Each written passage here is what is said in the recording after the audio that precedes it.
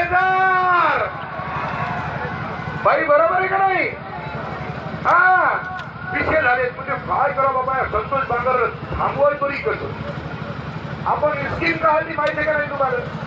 अरे या महाराष्ट्राच्या लाडके मुख्यमंत्र्यानं लाडकी बहीण योजना काढली मित्र हो ध्यानात ठेवा.